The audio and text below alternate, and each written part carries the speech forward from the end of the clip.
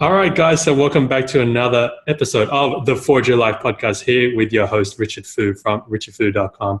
And today I have a power man on the show. He's the founder of the Manpower Project. When I heard that he was coming onto the show and that he wanted to come onto the show, I was excited because I'm like, man, I just want to talk to more guys with more power. And that's why I'm excited to have this guy on. His name is Dan Galperin. He's such an amazing guy. He's got his own podcast show. He's doing so many amazing things to help guys retain their power. And now I want to have him on the show to share with you exactly what it means to be a man and stepping into your own power and holding it. So guys, please welcome Dan to the show. Dan, good to have you on, brother. Great to see you, Richard. Thank you so much for having me on here.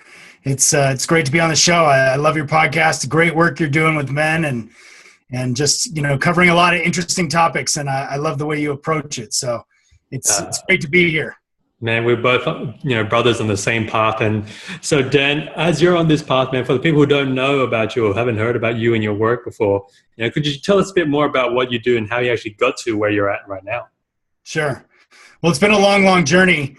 I'll tell you about the work that I'm doing now, and then maybe we can go back at some point and kind of tell you where it all originated. Mm-hmm. But the work that I'm doing now is with the Manpower Project.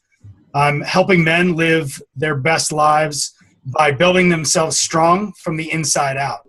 So a lot of times, we have these tricks and techniques and methods for creating what we want from the outside in, going after what we want, but not really addressing what's happening inside. So what I help people do is address what's happening inside of them to, build that as a foundation for, okay, now that I've got this, now I can go out and create what I want in the world, as a result of that, not instead of it.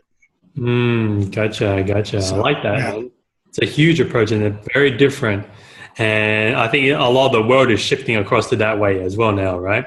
Especially and so talk us through this, man. Talk us about how you started shifting yourself first, because I'm guessing that's probably what happened for you first, and then now you can actually go out there and teach this kind of stuff. Yeah.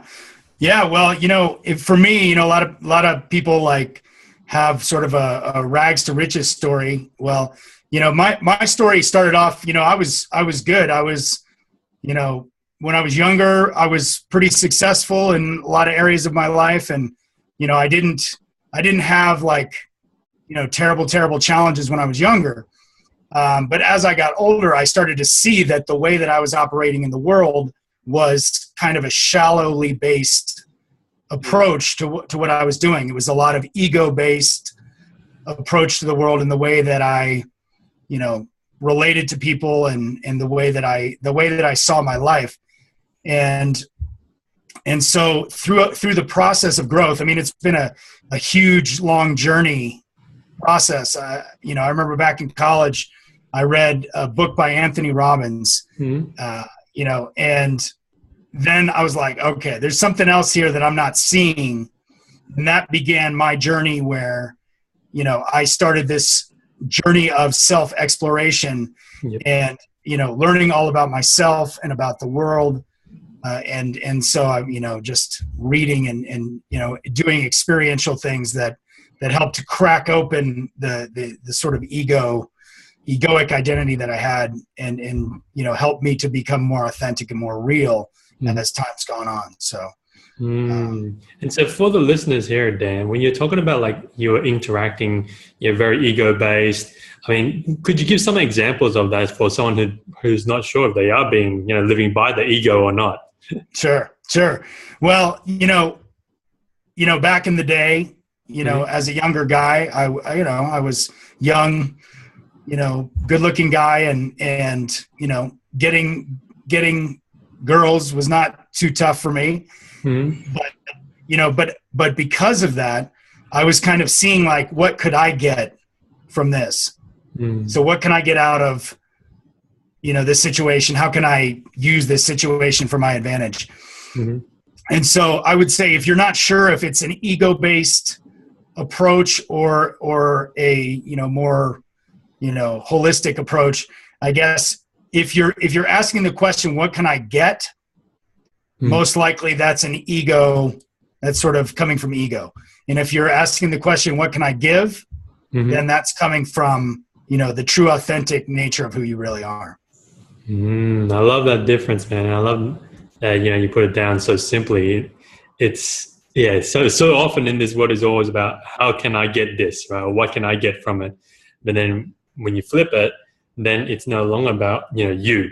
It's never about you. And that's what I love, man. Exactly. Yeah. It's, it's that as you build yourself stronger, what I found is, initially I started off the journey to build myself stronger for myself, just for my own purposes, my own thing. But when you get to a certain point, you realize that the whole point of you becoming stronger and stepping into your power and becoming more of who you really are is that you can now use that to give something valuable to the world, to help people, to serve. That's the highest level of power as far as I'm concerned, when you can get to the point where you're using all of your resources to serve a bigger cause than just the me. Gotcha, man. And then so walk me through this, right? You picked up a book, you picked up a Tony Robbins book, you started reading it, right? And then what was the real shift? Aside from reading the book, right? I mean, everyone can read a book. Yeah. Sure. And, you got thousands of books behind you there right now. And it's we can read a book, but we can read a book and not take action. But what was the thing that made you take action on reading that book? And then what was that action and where did that lead you to, man? Yeah, good. That's a really good question. Yeah, because we can get a lot out of books. And I would say you're right on it with the action part, because we can learn a lot. I'm sure you have, and many of the other people watching and listening to this have gone to seminars and, gotten great information and then maybe bought some books or materials or courses or whatever. And then you never did anything with it. Yep. So, yeah. So taking action obviously is a very big part of it. What I would say is, the books have supported me as far as, knowledge and understanding of things, but really action is the best teacher. One of the best things that I ever did was something called the Landmark Forum. I don't know if you've ever heard of it. It's still pretty popular. People do it. I did it 20 years ago. And it basically just shattered my reality. I thought life was about one thing, and then I went through that process and I was like, holy shit, that's it's not that. And so I guess that was sort of my ego paradigm that I was just talking about kind of got smashed throughout that process. So, and I think one of the big concepts in that program is the idea of taking a stand for something, so if you believe in something, take a stand for it. And, in your life, if you I know that a lot of your other guests have talked about, personal habits and things. If you want to take a stand for your own health, then you gotta join the gym, or you gotta start exercising, or doing something that's going to actually bring you up from that whatever level you're on to a few notches up to where you want to be. So yeah, and whether taking whatever it is that you want in your life, a relationship, you've got to start doing something. But I think there's a balance there too, because when you go through certain experiences in your life, sometimes you need to integrate that before you just run out and start doing stuff. But ultimately the habits and the actions are definitely going to carry you towards your goal, towards the things that you want. Yeah, gotcha. And then, so from there, how did you recognize that, for you, it was to start the Manpower Project? Right? Were there other projects before this, or was it just from the start of it that you knew that this is what you wanted to do? Yeah, sort of a long journey that I did. I was actually an actor in New York. And I studied acting in DC, where I grew up near DC, and then I went to New York, and I was an actor in New York. And then eventually through a long process. I worked in real estate for a number of years and had a good run there. Yep. But eventually I decided to go into the passion of what do I really care about? Health, fitness. These are big areas that I've always been, very, very into. I've run marathons. I eventually did an Ironman, but yeah, it was a long year of training. But I became a personal trainer, and it combined my love of fitness with my love of people. So I enjoyed, helping people. That's when I started learning how to coach people one-on-one and really getting into other people's, kind of what they're up to and how I could possibly help them. Mm-hmm. I did that for a number of years. Then I moved to Colorado. Yep. And so when I got here, I decided to start my own business as a coaching practice. Mm-hmm. And that was, almost 10 years ago now. And so I did that for a number of years, and, I learned a lot. But it was funny because life hadn't, I sort of told life, like, this is what I want to do. I was like, I want to be a coach. I want to help people. And, life was like, okay, buddy, you're not done with your course yet. So, I went through, some big financial crisis about 5 years ago. And that was like a really, really tough period of time in which I had to reevaluate everything about myself.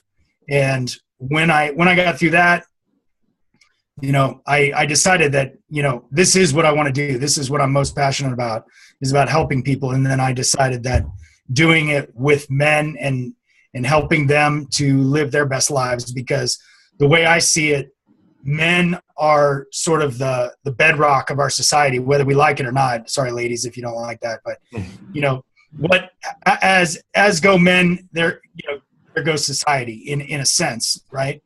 Because traditionally this has been a masculine society where the men are the leaders. Mm-hmm. And so if the men are not leading, and now a lot of the women are stepping up into leadership positions, and they do a great job in many cases, but the women step into a masculine role, and then so the men tend to perhaps be, their masculinity gets balanced out. The women come up and the men come down. So anyway, I think that there's a huge area of growth potential for men.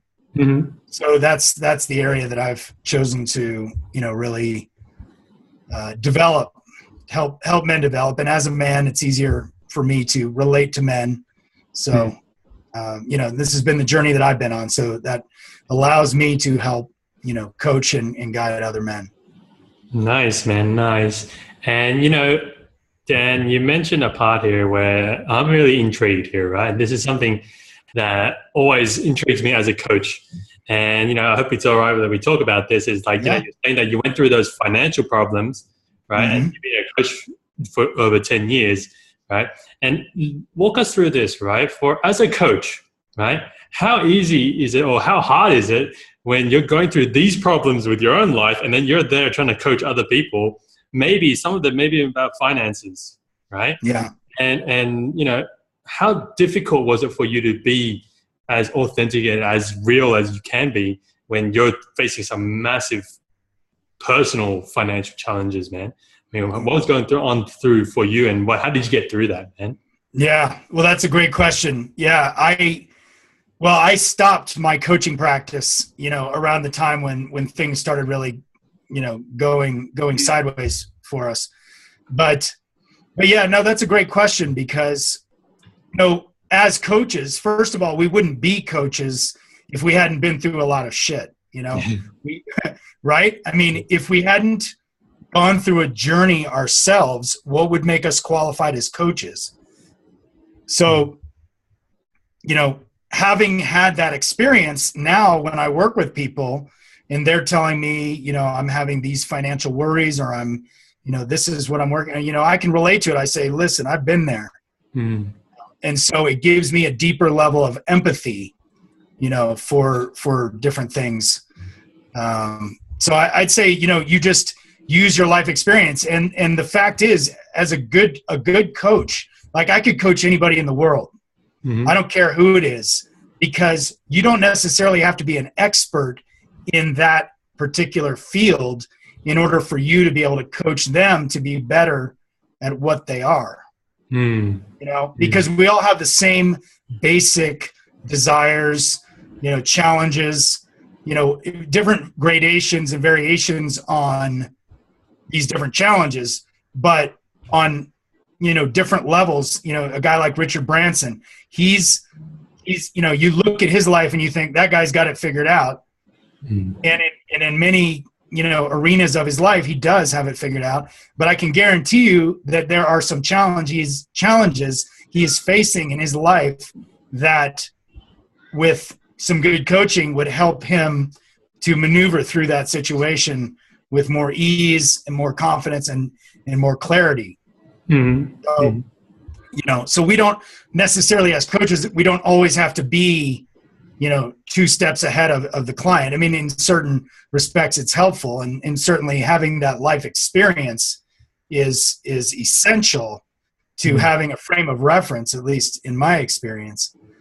But I think, we've all had challenges. So it's really just a matter of how are we dealing with these challenges. And I think that's what a good coach is able to do, is to help people to kind of see beyond what's right here. Yeah. Gotcha, man. I love this. I want to say this, Dan, and you probably haven't mentioned it, is that the reason why you stopped with, and I'm guessing this is probably true, is because you need to take that time out for yourself and sort yourself out. And I love that fact, because that's also what happened to me. When I had that week from hell, I had called off a wedding. I quit my corporate job. I find my first virtual assistant. Is that I also said to myself, I need to take time out, right? And I had to put some things on hold with some of my coaching clients, saying, look, I can't deal with this stuff right now. Just give me a week or two to get myself sorted. And that's the most important thing, is that if you want to help other people, you got to get yourself sorted out as well before that. Right. Yeah. And those devastating things that you've been through. I mean, I can imagine calling off a wedding at the last minute must be incredibly stressful, with family and friends coming to town and all that. So I mean, we've all been through these, challenges, and, anybody who's been through life and not had these challenges, they haven't had these opportunities for growth. You can look at a challenge in your life as, this sucks, I'm a loser, this is not working, I can't figure this out, my life's just, in shambles. Or you can say, wow, this is a big opportunity for me to grow. This, I'm getting my ass kicked here, but if I just keep my wits about me, I'm going to come out of this situation even stronger for having dealt with it. Would you say that's your experience after having gone through some of these things? I mean, in that moment, it never feels good. Right? No. It never feels good. You do question it. You do hate yourself. You do think, why me? But even in those moments, it's like, if you trained yourself enough, right? If you prepared yourself enough, is that you'll find a way. You always find a way. And this is what I always tell my coaching clients, is that it's not about getting it right. It's not about getting it perfect. But it's about knowing that you'll find a way no matter what. If it means that much to you, you'll find a way. And exactly. So I'm sure it's the same with you. Is that at the time it didn't feel good, but then looking back at it now, it's the best thing that probably ever happened to you. It gave you all this ability to be freer and go do more of what you want to do. And so that's what's exciting about it, is just to know that in this moment it sucks. It's going to give you the freedom to do something that you probably never expected you could do beforehand. Yeah, for sure. And when we go through these crises, the darkness and the really dark stuff comes to the surface, and it's almost like and that feels really bad, but when that happens, it gives you an opportunity to integrate the darkness and the bad stuff, integrate that back into the light of who you are. And so I think you come out of it as a much stronger, more integrated person. And that's why these challenges are actually a blessing in disguise for moving forward. Yeah. And like you said, once you've been through a challenge, you know that you are capable of getting through a challenge. Exactly that, man. And so, Dan, man, we got to start wrapping up here on this show. And I've been enjoying this conversation. As we wrap up, we're going to head into what we call the Quickfire Questions. Right? Yeah, let's do it. We're going to start with my favorite one. Our favorite question is this. It's what we call the time travel moment, Dan. So if you could go back in any moment of your life and talk to little Dan and give him one piece of advice, when would you go back to and what would you tell him? Good question. I'd go back to maybe my mid-20s. And, and I'd say, listen, it's all going to work out. It may not look good at times, but you're going to be okay. So believe in yourself, have faith that things will work. Be humble, because you think you know a lot of stuff, but you don't know. There are a lot of things you don't know. So, be humble, seek out mentors, people that have done what you are looking to do. Don't try to be the Lone Ranger figuring everything out yourself. Don't try to reinvent the wheel. There are people that have already done what you want to do. So just, find those people and, just believe in yourself and don't be hard on yourself. When things are going badly, don't be hard on yourself. It's part of the journey to, go through rough patches and it's not necessarily because you didn't do a good job, but that's just the way things pan out sometimes. So go easy on yourself, stay humble, and just, keep moving forward and believe that things are going to work out in the end. Awesome, man. Awesome. Next question we have, Dan, is amongst all those books you're standing in front of, right? I'm sure there's been a few that have been real standouts, but if there's one book that was a total must read, for anyone listening or watching here, what would that book be, man? That's a great question. And that's such a hard question too. I started back when I was 21, and if anybody listening to this podcast, no matter what age you are, you might want to consider doing something like this, because it's been great for me. When I was 21, I started writing down every book that I read on a list, and I still keep that list to this very day. And so it's been great. I can go back and look at all the books I was reading during certain periods of time in my life, and I can always go back and look and see which books I read, because sometimes I forget. But if I had to say one book, I think it would be Autobiography of a Yogi by Paramahansa Yogananda. And this book was Steve Jobs' favorite book of all time. And he actually gave that book out at his funeral to every single person that attended his funeral.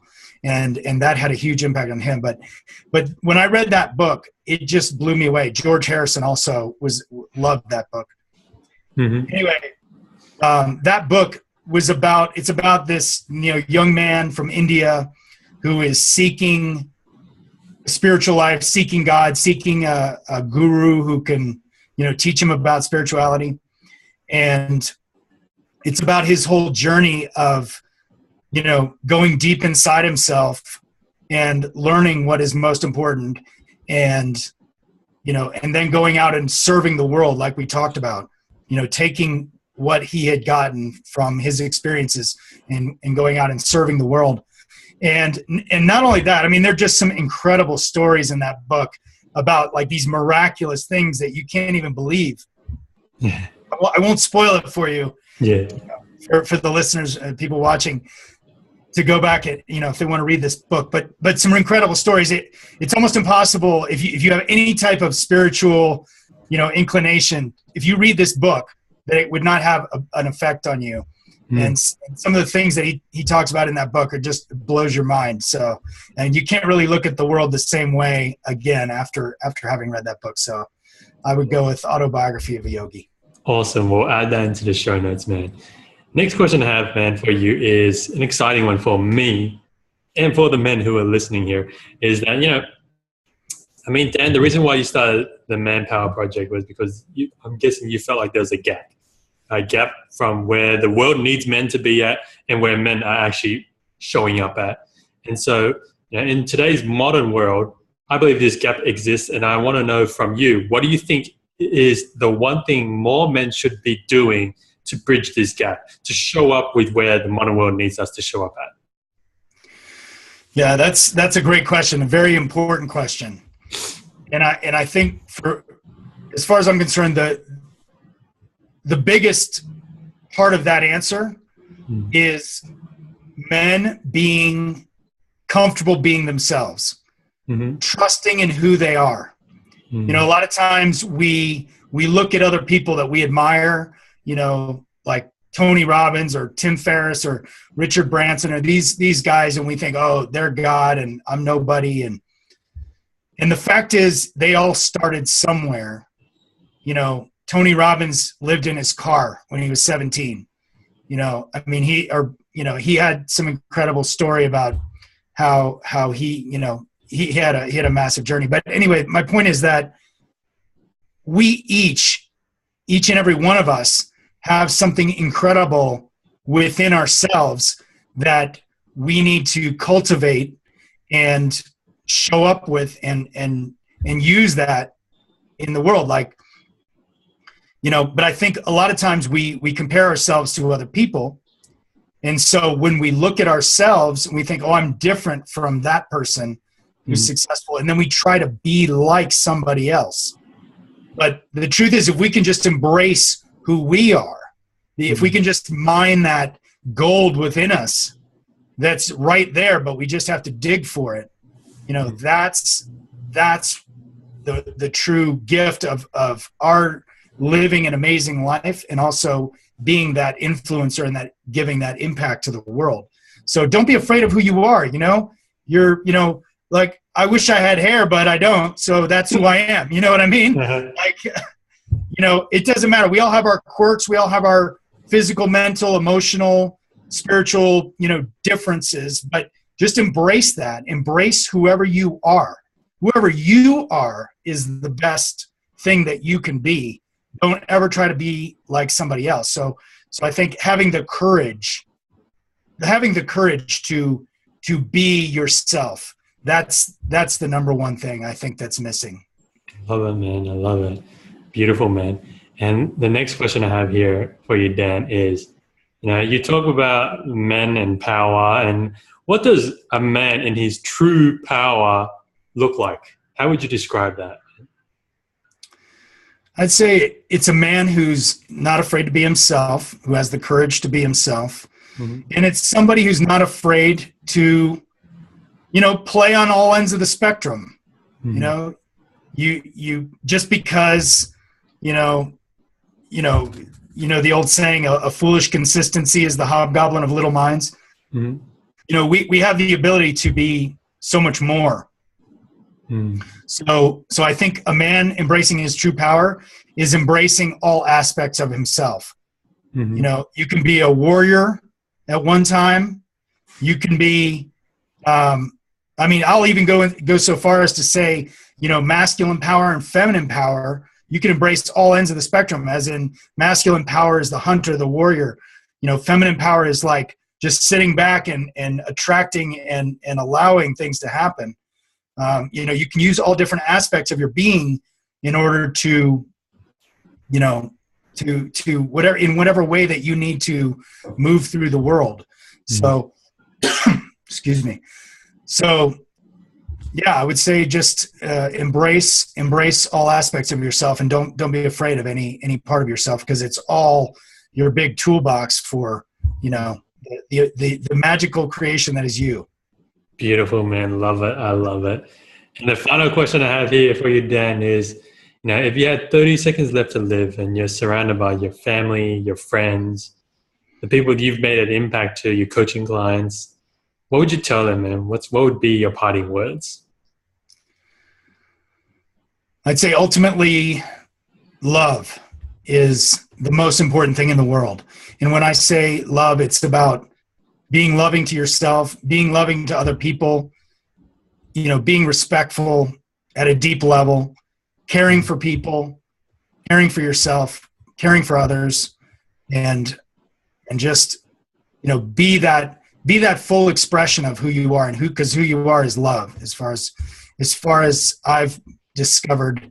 So be that loving aspect of light that you are, and give other people the good that you have. Awesome, man. Well, Dan, it's been a pleasure having you on the show, man. And so, Dan, for all the people that want to learn more about yourself or your work, where should they head on over to? You can head over to manpowerproject.com, and I've got, my podcast is on there. I'm also on iTunes. The Dan G Show is my podcast, and I've got lots of blog posts, and I also have a coaching page and talk about the coaching that I do and different things. I actually have a recommendations page on there with a number of books that, in case you're interested in more books than that. And also you can find me at facebook.com/manpowerproject. If you'd like to go over there, check it out, give us a like if you would care to. And so I'd love, if anybody would like to reach out, I'd love to talk to you about what you're up to. And Richard, I just want to say thank you to you. What a great conversation, great questions, and love this platform, man. You're doing great work, and it's awesome. Really, really glad that we got to connect. So thank you. You're welcome, man. And so, guys, we're going to add them into the resources in the show notes below. And so this wraps up this other episode of the Forge Your Life podcast here with Dan Galperin from the Manpower Project. And I want you to know this. I want this for you guys. Dan and I know this. We don't want to keep this a secret. This cannot be a secret. It must go out there. And so we would love it for you to go on over to iTunes to rate the show so that we can get Dan's message out there and all the other guests that are on the show as well. And of course, guys, you can head on over to richardfood.com to grab all the resources that Dan has shared here with you on the show. And finally, guys, remember to go out there, go live with love, and go smash it. I'll see you again on the next one.